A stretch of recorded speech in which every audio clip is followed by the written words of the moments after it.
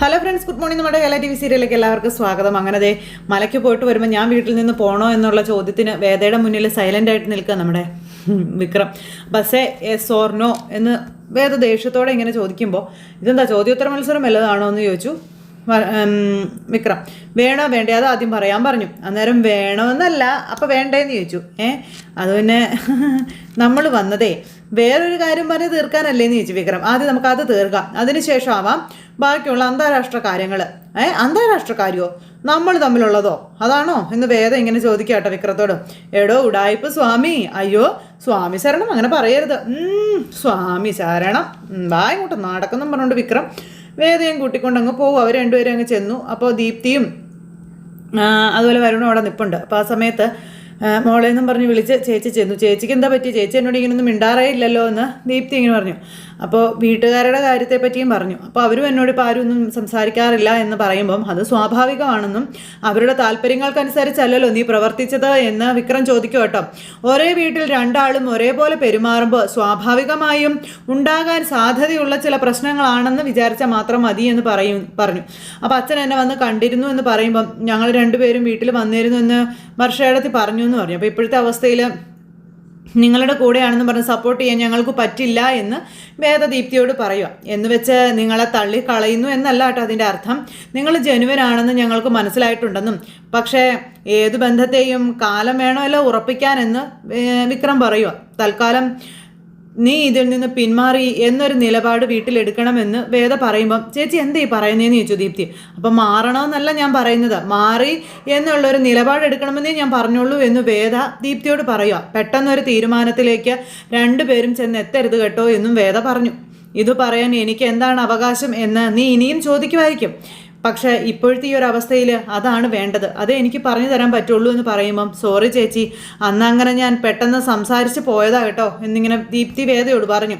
അന്നേരം ദീപ്തിക്ക് അറിയാമല്ലോ ഈ ഒരു വിഷയത്തിൽ ഞങ്ങൾ ഇടപെടുന്നതോടെ കാര്യങ്ങൾ കൂടുതൽ വഷളാവത്തേ ഉള്ളൂ. നിങ്ങളുടെ ശ്രീയേട്ടനും അച്ഛനും ഒക്കെ എങ്ങനെയാണ് പ്രതികരിക്കാൻ പോകുന്നതെന്ന് പോലും ഞങ്ങൾക്കറിയില്ല. അതുകൊണ്ട് കുറച്ച് നാളത്തേക്ക് നിങ്ങളൊന്ന് അകന്ന് നിന്നേ പറ്റൂ എന്നിങ്ങനെ പറയുമ്പോഴേക്കും ദീപ്തി ഇങ്ങനെ വരുണിനെ നോക്കുക. ഞാൻ മലയ്ക്ക് പോയിട്ട് വരുന്നത് വരെ നിങ്ങളുടെ ഭാഗത്തു നിന്ന് ഒരു പ്രൊവക്കേഷനും ഇനി വീട്ടുകാർക്ക് തോന്നാൻ പാടില്ല എന്നും പറഞ്ഞു. അതുകൊണ്ടാണ് തൽക്കാലം ഇങ്ങനെ ഒരു ബന്ധം നിങ്ങൾക്കുണ്ടെന്ന് പോലും അവർക്ക് തോന്നണ്ട എന്ന് ഞാൻ പറഞ്ഞത് എന്ന് പറഞ്ഞു. അപ്പം ശരിയാ ചേച്ചി, നിങ്ങൾ പറഞ്ഞതുപോലെ ടൈം അതൊരു ഇമ്പോർട്ടൻ്റ് കാര്യം തന്നെയാണെന്നും കുറച്ച് കാലം മാറി നിൽക്കുമ്പോഴും ദീപ്തിക്കും എനിക്കും ഇടയിൽ ഇതേ ഇൻറ്റൻസിറ്റി നിലനിൽക്കുന്നുണ്ടാവുന്നുണ്ടോ എന്നുള്ളത് അന്നേരം നോക്കാമല്ലോ എന്നും പറയുക ഈ വരുൺ. അതെ, അപ്പോൾ അങ്ങനെയാണെങ്കിൽ നമ്മൾ ചെയ്യേണ്ട കുറച്ച് കാര്യങ്ങൾ കൂടി ഉണ്ടെന്ന് വിക്രം പറഞ്ഞു. അതൊക്കെ പറഞ്ഞു തരാം, അതിനു മുൻപ് നമുക്കൊരു കാപ്പി കുടിച്ചാലോ എന്ന് വിക്രം പറഞ്ഞു. കുടിക്കാമെന്ന് പറഞ്ഞു. അങ്ങനെ അവർ 4 പേരും കൂടെ കാപ്പി കുടിക്കാനായിട്ട് അങ്ങോട്ടേക്ക് പോകുമ്പോൾ ഈ ശ്രീകാന്തിൻ്റെ അമ്മായച്ഛൻ, അതായത് വർഷയുടെ അച്ഛൻ ഈ കാഴ്ച കണ്ടു. അപ്പോൾ അദ്ദേഹം ഇതെല്ലാം കണ്ടുകൊണ്ട് അവിടെ ഇരിക്കുക. ഇതെല്ലാം കഴിഞ്ഞതിന് ശേഷം പിന്നെ കാണിക്കുന്നത് നമ്മുടെ വിക്രം നേരെ ശ്രീകാര്യം ശ്രീനിവാസനെ കാണാനായിട്ട് അങ്ങോട്ടേക്ക് ചെന്നു. അപ്പോൾ പുളിക്കാൻ ഇറങ്ങി വരും. ഞാൻ നിന്നെ വിളിക്കാനിരിക്കായിരുന്നു എന്ന് പറഞ്ഞു. അപ്പോൾ എന്തിനാന്ന് ചോദിച്ചു. സാറ് പറഞ്ഞിട്ടാണെന്ന് പറഞ്ഞു കേട്ടോ. നീ കുറച്ച് ദേഷ്യത്തിലായിരിക്കും എന്ന് വിചാരിച്ചിട്ടാണ് ഞാനങ്ങ് ഏതായാലും പുറത്ത് നീ ഭയങ്കര ഗുണ്ടയൊക്കെ ആയിരിക്കും, പക്ഷെ വീട്ടിൽ വേറെ നീ വെറും ഏറാമൂളിയാണല്ലേ എന്നൊക്കെ ചോദിച്ചു.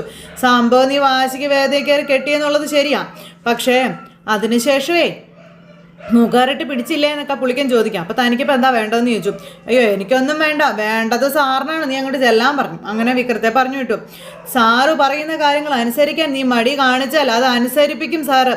അപ്പോൾ അതുപോലെയാണ് നീ നിൻ്റെ ഭാര്യയെയും മനസ്സിലാക്കി കൊടുക്കേണ്ടത്. നിൻ്റെ ഭാര്യ എന്തെങ്കിലും ഉടായ്പ് കാണിച്ചാൽ അല്ലെങ്കിൽ നീ പറയുന്നത് കേൾക്കാൻ അനുസരണക്കേട് കാണിച്ചാൽ അത് അനുസരിപ്പിക്കുന്നിടത്താണ് ആണത്തം, അവിടെയാണ് മിടുക്ക് എന്നൊക്കെ പറഞ്ഞു. അപ്പോൾ താൻ അങ്ങനെ അല്ലാതെ ഏറാമൂളിയായിട്ട് നിൽക്കരുത് എന്നിങ്ങനെ പറയുമ്പോൾ തൻ്റെ കാര്യം എങ്ങനെയാണെന്ന് വിക്രം എന്ന് ചോദിച്ചു. ഞാൻ ആ കൂട്ടത്തിലൊന്നും പെടത്തില്ല എന്നും പറഞ്ഞുകൊണ്ട് ഇയാൾ നിൽക്കും കേട്ടോ. അതുണ്ടായിരുന്നെങ്കിലേ ഞാൻ ഈ അർത്ഥമായിട്ട് ഇങ്ങനെ ജീവിച്ചു പോവോടോ എന്നും ചോദിച്ചുകൊണ്ട് വിക്രത്തോടിങ്ങനെ പുളിക്കൻ പറഞ്ഞിട്ട് പുളിക്കൻ അവിടെ നിൽക്കുന്നു. നമ്മുടെ വിക്രം അകത്തേക്ക് കയറി പോവുകയും ചെയ്തു. അപ്പോൾ ശ്രീകാര്യം ശ്രീനിവാസൻ ഭയങ്കര സ്നേഹപ്രകടനമായിട്ട് വിക്രത്തെ കെട്ടിപ്പിടിച്ച് ഭയങ്കര സ്നേഹം. അപ്പോൾ ഇയാളുടെ ഭാര്യ അയച്ച വക്കീൽ നോട്ടീസിന് ഞാൻ മറുപടി കൊടുത്തിട്ടുണ്ടെന്ന് പറഞ്ഞു. അപ്പോൾ അറിയാൻ കഴിഞ്ഞതേ അവൾ കേസുമായി മുന്നോട്ട് പോകുക എന്നുള്ളത് തന്നെയാണെന്ന് പറയുമ്പം നമ്മുടെ കുറേ കേസുകൾ നടത്തിയിട്ടുള്ള ഒരാളല്ലേ ചക്രവാണി സാറ്, സാറിനെ ഒന്ന് വിളിച്ച് സംസാരിച്ചുകൂടായിരുന്നു എന്ന് ചോദിക്കുമ്പം എന്ത് സംസാരിക്കാനാണ് വിക്രം? എനിക്കെതിരെ കേസ് മൂവ് ചെയ്യാൻ പാടില്ലെന്നാണ് ഞാൻ പറയേണ്ടത്. അതുമാത്രമല്ല, ചക്രവാണി നടത്തിയിട്ടുള്ള കേസുകളല്ല പാർട്ടിക്ക് വേണ്ടിയിട്ടുള്ള കേസുകളായിരുന്നില്ലേ, വ്യക്തിപരമായി എനിക്ക് വേണ്ടിയിട്ടൊന്നുമല്ല. പിന്നെ വേദ കേസ് നടത്തണമെന്നുള്ളത് വക്കീലിൻ്റെ തീരുമാനമല്ലേ എന്നും ചോദിച്ചു. അപ്പോൾ വേദയോട് ഞാൻ സംസാരിക്കാം സാറെന്ന് വിക്രം പറയുമ്പം വേദ കേസിൽ എനിക്കെതിരെ അപ്പിയർ ചെയ്യുന്നതിൽ എനിക്ക് വിരോധവും കാര്യങ്ങളും ഉണ്ടായിട്ടൊന്നുമല്ല. ആദ്യത്തെ റൗണ്ടിൽ തന്നെ അവൾ നിലംപരിശാക്കാവുന്ന വക്കീലന്മാരെ ഒരുപാട് പേരുള്ളപ്പോൾ പ്രത്യേകിച്ചും എനിക്ക് പേടിക്കേണ്ട ആവശ്യമില്ല. പക്ഷേ അവൾ ഉന്നയിക്കാൻ പോകുന്ന കേസ് ചിലപ്പോൾ ചർച്ചയായാൽ അതിൽ പെട്ടുപോകുമോ, അല്ലെങ്കിൽ അതെനിക്ക് ക്ഷീണമാകുമോ എന്നൊരു സംശയമുണ്ടെന്ന് പറഞ്ഞു. വക്കീൽ നോട്ടീസിൽ പറഞ്ഞുള്ള ഉമ്മാക്കി കേസുകൾ കൊണ്ടൊന്നും എന്നെ ഒന്നും ചെയ്യാൻ പറ്റില്ല എന്ന് ചക്രപാണിക്കും അറിയാം, അതുപോലെ തൻ്റെ ഭാര്യ വേദയ്ക്കും അറിയാവുന്നുള്ള കാര്യം ഇയാൾ പറയുക. എനിക്ക് കിട്ടിയ ഈ വിവരം ശ്രീധരൻ തേരാട്ടിൽ ഒരു ബോംബുമായി നടക്കുന്നുണ്ട് എന്നുള്ളതാണെന്ന കാര്യം പറയുമ്പം അയാളെ അന്ന് തന്നെ പൊക്കിയാൽ മതിയായിരുന്നു. അന്ന് നിന്നെ ഉറക്കി കിടത്തിയില്ലേ അവള്? അങ്ങനൊരു കാര്യം അവൾ ചെയ്തില്ലേ? ഇപ്പോൾ ശബരിമലയ്ക്ക് പോകാനെന്നുള്ള പേരിൽ ഒരു മാല എടുത്ത് കഴുത്തിലിട്ട് തന്നിട്ടേ കയ്യും കാലും കെട്ടിയിട്ട അവസ്ഥയിലാക്കുകയും ചെയ്തില്ലേ എന്ന് ചോദിച്ചു. അപ്പോൾ സാറ് നല്ലൊരു വക്കീലിനെ അറേഞ്ച് ചെയ്തു. കേസിൽ വേദ എന്തായാലും ജയിക്കാൻ പോകുന്നില്ല എന്നും അത് 100% ഉറപ്പാണെന്നും വിക്രം പറഞ്ഞു. അന്നേരം അത് ശരിയായിരിക്കും, പക്ഷേ നമ്മളെ ബുദ്ധിമുട്ടിക്കാൻ ആ കുട്ടി ആരെ വേണമെങ്കിലും ചൂസ് ചെയ്യും എന്ന് പറയുവാണ്. പിന്നെ കേസും കോടതിയും ഇല്ലാതെ കഴിഞ്ഞാൽ അത് ആ കുട്ടിക്ക് കൂടി നല്ലതാണ് എന്നും ഇയാൾ വിക്രത്തോട് പറയുക. ഞാൻ പറയുന്നത് വിക്രത്തിന് മനസ്സിലാവുന്നുണ്ടോ എന്ന് ചോദിക്കുമ്പം ഉണ്ടെന്ന് പറഞ്ഞു. നീയും വേദയൊക്കെ ജീവിത അവസാനം വരെ എൻ്റെ ഗുഡ് ബുക്കിൽ ഉണ്ടായിരിക്കണം എന്നുള്ളത് തന്നെയാണ് എൻ്റെ ആഗ്രഹമെന്നും ഇയാൾ വിക്രത്തോട് പറയുക. നീ എൻ്റെ കൂടെ നിൽക്കുമ്പോൾ നിൻ്റെ പാർട്ട്ണർ എനിക്കെതിരാകുന്നത് അത്ര നല്ല കാര്യമല്ലല്ലോ എന്ന് പറഞ്ഞ് ഇയാൾ വിക്രത്തെ ഇങ്ങനെ ഒരു താക്കീതിട്ടെന്നുള്ള രീതിയിലൊക്കെ സംസാരിച്ചു കൊടുക്കുക. നീ എൻ്റെ സ്വന്തമാണെന്ന രീതിയിലാണ് ഞാൻ നിന്നെ കണ്ടിട്ടുള്ളതും നിന്നോട് പെരുമാറിയിട്ടുള്ളതും നിന്നെ ഞാൻ ചേർത്ത് നിർത്തിയിട്ടുള്ളതും. അതുകൊണ്ട് തന്നെ നിൻ്റെ പാർട്ട്ണർക്കൊരു ദുഃഖം വരുന്നത് അത് നിന്നെ സംബന്ധിച്ചിടത്തോളം നിനക്ക് വരുന്നത് പോലെ തന്നെയാണെന്ന് എനിക്കറിയാം. അതുകൊണ്ട് അവളോട് ഇതെല്ലാം ഇവിടെ വെച്ചങ്ങ് നിർത്തിക്കോളാം നീ പറഞ്ഞേക്കാൻ പറഞ്ഞു. ശ്രീധരൻ തേരാട്ടിന് വേണ്ടിയിട്ട് വേറെയും വക്കീലന്മാരെ കിട്ടുമല്ലോ, അതിന് വേദ തന്നെ വേണ്ടല്ലോ എന്നൊക്കെ പറഞ്ഞു. അപ്പോൾ ഒരു കാരണവശാലും ഈ കേസിൽ വേദ അപ്പയർ ചെയ്യില്ല. പിന്നെ ഞാൻ സാറിനെ ചതിക്കുമെന്നുള്ള വിശ്വാസവും സാറിന് വേണ്ട എന്ന് വിക്രം പറഞ്ഞു. അപ്പോൾ ഞാൻ അവിശ്വസിക്കുന്നതൊന്നും അല്ല വിക്രം, മറിച്ച് മനുഷ്യനെയും അവൻ്റെ മനസ്സിനെയും മാറ്റാനേ ഏറ്റവും കഴിവുള്ളത് പ്രണയത്തിന് തന്നെയാണ് എന്നും അതിൽ പെട്ടുപോയാൽ സ്വന്തം ഹൃദയം പറയുന്നത് മാത്രമായിരിക്കും പിന്നീട് അങ്ങോട്ട് ശരിയായിട്ട് വരിക. പ്രേമം ഒരാളെ അയാളുടെ നിഴലിൽ നിന്ന് പോലും കളയുമെന്നുള്ളൊരു രീതിയിൽ മഹാനായ ഒരു ആൾ പറഞ്ഞിട്ടുള്ളത് നിനക്ക് അറിയില്ലേ എന്നൊക്കെ ചോദിച്ചു. പ്രേമം വലിയവനെ ചെറുതാക്കുന്നെങ്കിൽ ഞാനതിൽ മണൽത്തരിയോളം ആയിക്കോട്ടെ എന്ന് പറഞ്ഞത് ദാവീദ് രാജാവാണത്രേ, കേട്ടിട്ടില്ലേ എന്നൊക്കെ ചോദിച്ചു. അങ്ങനെ അയാൾ വിക്രത്തെ കുറേയൊക്കെ പറഞ്ഞ് ഭയപ്പെടുത്തിയും പേടിപ്പിച്ചും ഒക്കെ ഇങ്ങനെ നിർത്തി. ഇതെല്ലാം കഴിഞ്ഞ് വിക്രം നേരെ ജോസഫേട്ടൻ്റെ ഒക്കെ അടുത്ത് ചെന്നു. അപ്പോൾ രാജേട്ടനോടും ജോസഫിനോടും അതുപോലെ നമ്മുടെ കുഞ്ഞൂട്ടനോടൊക്കെ കാര്യങ്ങൾ പറയാം. അപ്പോൾ ഇതെല്ലാം കേട്ട് കഴിഞ്ഞപ്പം അയാൾ പറഞ്ഞതിൻ്റെ പൊരുൾ നിനക്ക് മനസ്സിലായില്ലേ എന്ന് അവർ ചോദിച്ചു. അപ്പോൾ എൻ്റെ വിക്രം സ്വാമി, ഇത്രയും കാലം കൂടെ കഴിഞ്ഞിട്ടും ശ്രീനിസാറിനെ മനസ്സിലായില്ല അല്ലേ എന്നും ശ്രീനിവാസനെ പറ്റി ഇവർ പറയണം. ഒരുപാട് കള്ളത്തരം ചെയ്യുന്ന ആൾക്കാർക്ക് എപ്പോഴും ഉള്ളിലൊരു ഭയം ഉണ്ടാകുമെന്നും അത് സാറിനും ഉണ്ടെന്ന് രാജേട്ടൻ പറഞ്ഞു കൊടുക്കുക. അപ്പോൾ അതാണ് ശരിക്കും പറഞ്ഞ കാര്യം എന്ന് അനിയൻകുട്ടനും പറഞ്ഞു. പക്ഷേ ഞാൻ സാറിനെ ചതിക്കോടാ, അത് സാറിനറിയാം, അതുകൊണ്ടാണ് പ്രേമം കൂടുമ്പോൾ എപ്പോഴെങ്കിലും അത് സംഭവിച്ചാലോ എന്ന് സംശയത്തോടെ അദ്ദേഹം പറഞ്ഞതെന്ന് ജോസഫും പറയാം. അപ്പോൾ സ്വഹാമി ശരണം എന്നും പറഞ്ഞിങ്ങനെ അവരിയ്ക്കുന്നു. അപ്പോൾ അവൾക്കിപ്പോൾ ഈ കേസുമായിട്ട് ഇറങ്ങേണ്ട എന്തെങ്കിലും കാര്യം ഉണ്ടായിരുന്നോ? അപ്പോൾ ഒരു കാര്യം ഞാൻ നിന്നോട് ചോദിക്കട്ടെ, മാലയിട്ടിരിക്കുക, അതുകൊണ്ട് നുണ പറയാനൊന്നും പറ്റത്തില്ല എന്ന് രാജേട്ടൻ പറയും. ശ്രീനി സാറ് വേദ, ഇതിലേതെങ്കിലും ഒരാൾ എന്നൊരു ഓപ്ഷൻ വന്നു എന്ന് വെക്കാം, സ്വാമി ഏത് തിരഞ്ഞെടുക്കുമെന്ന് രാജേട്ടൻ ചോദിച്ചപ്പം നമ്മുടെ വിക്രം ഒന്നും വല്ലാണ്ടായി. മനസ്സിനെ പറ്റിച്ച് പറയാൻ നിൽക്കരുത്, സത്യമായി പറയണം എന്നും അദ്ദേഹം പറഞ്ഞു. അപ്പോൾ ഒന്നും മിണ്ടാതിരിക്കുമ്പോൾ പറയാൻ പറ്റുന്നില്ലല്ലേ, എന്താ അതിൻ്റെ കാരണമെന്നറിയാവോ എന്ന് ചോദിച്ചു. അപ്പോൾ വിക്രം സ്വാമി ധർമ്മസങ്കടത്തിൽ പെടുന്നു. ഹലരായേട്ടാ എന്നിങ്ങനെ അനിയൻകുട്ടൻ ചോദിച്ചു. അതെ, ഒരു കൊല്ലം മുൻപായിരുന്നെങ്കിൽ ഉറപ്പായും ശ്രീനിസാറ് അന്ന് വിക്രം പറഞ്ഞേനെ അല്ലേ രായേട്ടാ എന്നൊക്കെ ചോദിച്ചു കേട്ടോ. അപ്പോൾ ഒരു കൊല്ലം ഒരുമിച്ച് ജീവിക്കുക എന്നൊക്കെ പറഞ്ഞാൽ അത്തരം ചെറിയ കാര്യങ്ങളൊന്നും അല്ല. അപ്പോഴുണ്ടാകുന്ന ആ ഒരു ബോണ്ടിങ് എന്നൊക്കെ പറയുന്നത് അതത്ര നിസ്സാരമായിട്ടുള്ള കാര്യമല്ല എന്ന് നമ്മുടെ അനിയൻകുട്ടൻ പറഞ്ഞു. അതാണ് ഇപ്പോഴും ഒരു ഓപ്ഷൻ തിരഞ്ഞെടുക്കാൻ പറ്റാത്തത് വിക്രത്തിനെന്ന് പറയുമ്പം അതെ രാജേട്ടാ, അവളെ ജീവിതത്തിൽ നിന്ന് ഒഴിവാക്കാതിരിക്കാനും അതുപോലെ ഇഷ്ടപ്പെടാതിരിക്കാനുമുള്ള കാരണങ്ങളാണ് ഞാൻ ആദ്യം തിരഞ്ഞുകൊണ്ടിരുന്നത്. പക്ഷേ അവളോട് ഇഷ്ടം തോന്നാനുള്ള കാരണങ്ങളാണ് ഞാൻ ആലോചിച്ചുകൊണ്ടിരിക്കുന്നത് ഇപ്പോൾ എന്ന് വിക്രം പറയുവാണ്. പിന്നെ അത് അവളായിട്ട് തന്നെ ഇല്ലാണ്ടാക്കുന്നല്ലോ എന്ന് ആലോചിക്കുമ്പോഴാന്ന് പറഞ്ഞപ്പോൾ അപ്പോൾ പിന്നെ ഒരു കാര്യം നടക്കുള്ളൂ. വേദയുടെ പ്രൊഫഷനിൽ നിനക്ക് ഇടപെടാൻ പറ്റില്ല എന്ന് ശ്രീനി സാറിനോട് നീ തുറന്നു പറയുക. അവളോടുള്ള ഇഷ്ടം മനസ്സിൽ വെച്ച് ഇങ്ങനെ ബലം പിടിച്ച് ജീവിക്കുന്ന ഈ ഒരു അവസ്ഥ അതങ്ങ് നിർത്തുക. മലയ്ക്ക് പോയി തിരിച്ചു വന്നു കഴിഞ്ഞിട്ടുണ്ടെങ്കിൽ 2 പേരും കൂടി ഒരു പുതിയ ജീവിതം അങ്ങ് ആരംഭിക്കുക. അത്രയോ മാത്രം മതിയെന്നും പറഞ്ഞു. അപ്പം ശരിയാണെന്ന് അനിയൻകുട്ടൻ പറഞ്ഞു. വിക്രമാദിത്യൻ്റെ വേതാളത്തിൻ്റെയും ജീവിതം അങ്ങനെ അത് അവരുടെ മുഖത്തങ്ങ് വിടരട്ടെ എന്നൊക്കെ പറഞ്ഞു അനിയൻകുട്ടൻ ഇങ്ങനെ പറഞ്ഞു. അങ്ങനെ വിക്രത്തിന് വേദയോടുള്ള പ്രണയം വിക്രം തന്നെ തുറന്നു പറഞ്ഞു. ഇതേ സമയത്ത് പിന്നെ കാണിക്കുന്നത് അവർ രണ്ടുപേരും, അതായത് വിക്രവും വേദയും കൂടെ ഇങ്ങനെ റോഡ് സൈഡിൽ നിന്ന് സംസാരിക്കുക. അപ്പോൾ വേദ ഇറങ്ങി വന്നപ്പോൾ വിക്രം ഇങ്ങനെ അവിടെ വെയിറ്റ് ചെയ്ത് നിൽക്കുക. ഇതെന്താ ഇവിടെ നിൽക്കുന്നതെന്ന് ചോദിച്ചു. തന്നെ വെയിറ്റ് ചെയ്ത് നിന്നാണെന്ന് പറഞ്ഞു. വക്കീല് വീട്ടിലേക്ക് ആവുമല്ലോ അല്ലേ, അപ്പോൾ സുഖം തന്നെയാണല്ലോ അല്ലേ എന്നൊക്കെ ചോദിച്ചു. അപ്പോൾ ഒരുമാതിരി ഓഞ്ഞ കോമഡി അടിക്കരുത് കേട്ടോ എന്ന് വേദ പറഞ്ഞു. നല്ല കോമഡി മനസ്സിലാകുന്നവരോടല്ലേ അത് പറയാൻ പറ്റുള്ളൂ. പാത്രം അറിഞ്ഞ് വിളമ്പണമെന്ന് അച്ഛൻ എപ്പോഴും പറയാറുണ്ട് എന്ന് വിക്രം പറയുമ്പം, നിലവാരത്തിൻ്റെ കാര്യത്തിൽ നിങ്ങളെക്കാൾ ഒരുപാട് മുകളിലാണ് ഞാൻ. ഇമ്മാതിരി സാധനങ്ങളൊന്നും എൻ്റെ മനസ്സിൽ പോലും വരത്തില്ല കേട്ടോ എന്നും വേദ വിക്രത്തോട് പറഞ്ഞു. വണ്ടി സ്റ്റാർട്ട് ചെയ്യാം, നമുക്ക് പോകാമെന്നും പറഞ്ഞ് 2 പേരും കൂടി എന്നിട്ട് അവിടെ നിന്ന് അങ്ങ് പോവാം. അങ്ങനെ പോകുമ്പോൾ സത്യം പറ, എൻ്റെ ഒരു അവസ്ഥയിൽ ഇവിടെ കാത്തു നിന്ന് ചോദിച്ചു. പറയാമെന്ന് പറഞ്ഞു. അപ്പോൾ പറ, അങ്ങനെ വരട്ടെ എന്നും പറഞ്ഞ് അങ്ങനെ 2 പേരും കൂടെ കുറച്ച് ദൂരം ഇങ്ങ് പോന്നു. അത് കഴിഞ്ഞ് ഒരു കരിക്കിൻ്റെ കട കണ്ടു. കരിക്ക് കുടിക്കാമെന്നും പറഞ്ഞ് അവിടെ നിർത്തി. അതിനുശേഷം കരിക്ക് കുടിക്കാനായിട്ട് ഇറങ്ങി. അപ്പോൾ ഇതൊക്കെ കണ്ട് വേദയ്ക്ക് അത്ഭുതം. വേദ അന്തം വിട്ടിങ്ങനെ നോക്കിക്കൊണ്ടിങ്ങനെ നിൽക്കുമോ, ഇതെന്ത് പറ്റി എന്നുള്ളൊരിതിൽ. അത് കഴിഞ്ഞപ്പോഴേക്കും ആ ചേച്ചി കരിക്ക് വെട്ടിക്കൊടുത്തു. വേദ കരിക്ക് കുടിക്കുന്നു, വിക്രവും കരിക്ക് കുടിക്കുന്നു. ഇനി പറയാൻ പറഞ്ഞു എന്താ കാര്യം. അപ്പോൾ വിക്രത്തിൻ്റെ ഒരു മുഖവുരയുടെ ആവശ്യമൊന്നുമില്ല, പറഞ്ഞോളാൻ പറഞ്ഞു വേദ വിക്രത്തോട്. അന്നേരം പലപ്പോഴായിട്ട് നിന്നോട് ഞാൻ പറഞ്ഞിട്ടുള്ള കാര്യമാണെന്ന് വിക്രം പറയൂ കേട്ടോ. നിനക്ക് മനസ്സിലായിട്ടുണ്ടെന്ന് എനിക്കറിയാമെന്ന് പറയുമ്പോൾ എനിക്ക് മനസ്സിലായി. അതെ, ഇന്ന് നിങ്ങളുടെ ശ്രീകാര്യത്തിൻ്റെ പാർട്ടി നേതാവ് ഒരാൾ ചക്രപാണി സാറിനെ വിളിച്ചായിരുന്നുവെന്നും പിന്നെ വിക്രം സ്വാമി ഒരു കാര്യം ആലോചിച്ച് നോക്കിയേ.